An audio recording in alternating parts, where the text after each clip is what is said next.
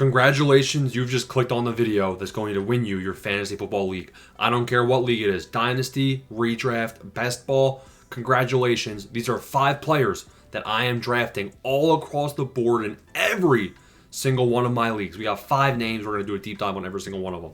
These are guys, listen, I already have my entire top 450 draft guide out there for free in the Discord. I answer trade questions for free in the Discord. Join it in the description down below. Justin Fields, name number 1. Now, Fields might be trash. He might be the worst passer you'll ever see in your life. Garrett Wilson might have no hope. The other dude, Arian Smith, the rookie with wheels that can't catch bricks for hands, he also might have no hope to get actual reception upside. But we ain't here targeting the receiving upside of Justin Fields. In 2021, Justin Fields played 12 games. He was QB 36. In 2022, second season with the Bears, he comes in at QB 5 overall with 19.7 fantasy points per game. And why? Because he had 77 damn yards rushing per game. That is unbelievably good. 2023, he had a down year from a real life perspective, but he was still QB number 13 because he averaged 51 rushing yards per game. And then in 2024 with the Steelers, who cares? He was the backup. He finds new life. God breathed into his soul. And wham bam, thank you ma'am, 2-year contract. Fields, it's make or break now. He's playing for his life, for his cash.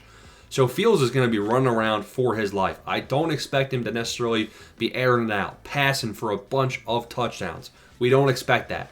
But I do expect some volatility where Fields can win you a week, but he also might be able to lose you a week with like 6 points. Or he's going to come out and have a 40 bomb with a bunch of rushing upside and rushing touchdowns. So it's going to be a volatile ride if you're taking Fields as your redraft quarterback. In best ball, I am slamming the hammer on Justin Fields. Dynasty, Fields is going like 125 ADP. In best ball, Fields is 122. ESPN has him around 126, 136. My top 450, I have Fields at 90. I'm either out of my mind or I'm a genius. Trust me, I'm taking Fields everywhere. I think he has QB1 potential. He might be the league's best rusher because he can't pass, so he can only run. Name number 2, a guy we haven't talked about yet on the channel. And listen, subscribe and smash the like button. We're a growing community. Say you're here from the beginning. Tucker Kraft. We ain't talking about Kraft singles. We ain't talking about Kraft mac and cheese. Get your head out of the gutter. Kraft, year 1, 2023. 56% snap rate, trash. 1.2 yards per hour run, trash. Comes out 2024. Musgrave, you're done, buddy. You're hurt. 86% of the snaps. Woo! 2.63 yards per route run. Don't mind if I do. This dude played all 17 games both years. Came out as tight end 15 last year with 9.6 PPR points per game, a 15.1% target share. Yes, the target share numbers might slightly be a concern here because the Packers have a million wide receivers now. But they don't really have anybody that profiles out as that big body guy that Tucker Kraft is, even with the speed that he has as a tight end. In best ball, he's currently tight end. His ADP is 116, guys. Tucker Kraft is going way too low on these draft boards. I saw Tucker Kraft last year had an 85-yard touchdown, I'm pretty sure. This guy is not necessarily, lanky, janky, and only possession tight end. This guy's got some speed as well. In redraft leagues, ESPN currently has him as ADP 108. He's going behind Jonnu Smith, behind Evan Ingram, behind Travis Etienne, behind Austin Eckler. Brother, I mean, there is a lot of people that shouldn't be going ahead of him that are. Jalen Warren, Ramondre Stevenson is 20 spots ahead of him. Tucker Kraft should be going before every single one of those guys. Tucker Kraft. If I need a tight end late in drafts, Tucker Kraft, welcome home, big guy. T-Mac, Tedero McMillan has to be mentioned next. He had an insane college career. He had a very good prospect profile. He has one.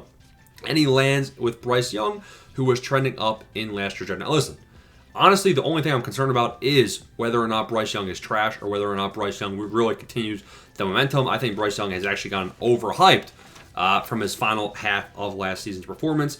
But Tedero McMillan, he has absolutely no competition. If you think I'm worried about big country, Xavier Legette, competing for snaps with T-Mac, Jalen Coker, the young dude, Jatavian Sanders, no, I'm not worried at all. In redraft leagues, ESPN has him at ADP 65, behind Rome Odunze. Enough said. They have him behind George Pickens, Oh my God, they haven't. Honestly, I think I'm taking T-Mac over Devontae Smith. I might be out of my mind for saying that, but honestly, I think I am. This guy is true alpha wide receiver potential. We could see a very good rookie season from Ted McMillan. In best ball, he's a little bit higher at ADP 44. So, I mean, you're looking at late round 4 or late round 3, early round 4 draft capital there. But I do think that is a fair price to pay for an alpha wide receiver that has red zone potential and touchdown upside. Next name, James Conner. I think James Conner, I mean, people are saying, oh, looking at 2021, 2020 to 2023, he only averaged like 13 or 14 games a season, so health is a concern. Came out last year, and he played 16 games, and looking at his last 4 years, this guy has always been above 15 PPR points per game. The only thing is staying on the field. He played 61% of the snaps last year. He had 15.86 PPR fantasy points per game, averaged 4.6 yards per attempt. He had a 33% juke rate, which is the highest in his career ever. He had more receiving work than we've seen from him in the last couple of years. He had 25.88 receiving yards per game.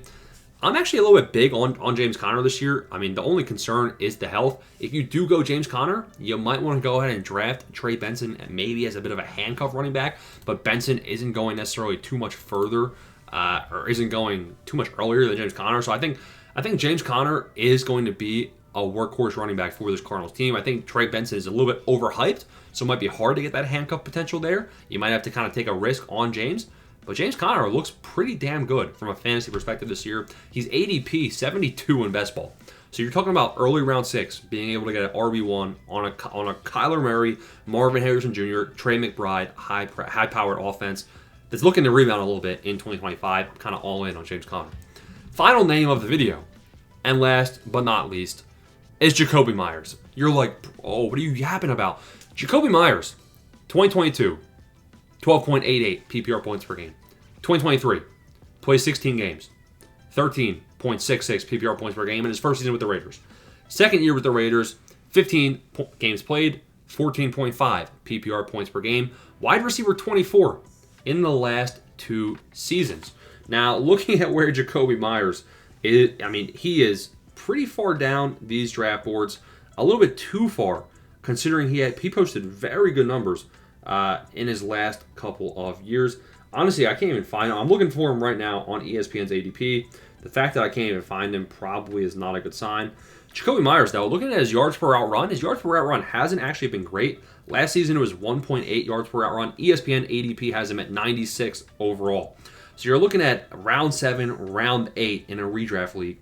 For a guy that is the wide receiver 1, yes, they draft Jack Besh. Geno Smith just supported JSN in his breakout year. And JSN didn't even have a good yards per route run profile either. Yes, JSN's better prospect than Jakobi Meyers. But Jakobi Meyers, I mean, kind of a similar wide receiver in my eyes. Has those kind of slot capabilities and a bit of a downfield role as well. It's really Meyers, Besh, Gigenti, and Bowers. And who else is there for targets? Not really. I mean, what's his name? Not Trey Harris. Trey Tucker. Like, I don't think Besh is going to be able to eat too much into the high PPR volume that we could see from Jakobi Meyers. He had a 25% target share last year. Even if that target share comes down, I mean, Jakobi Meyers was out there for 93% of the snaps. At worst, he's wide receiver 2 on this team.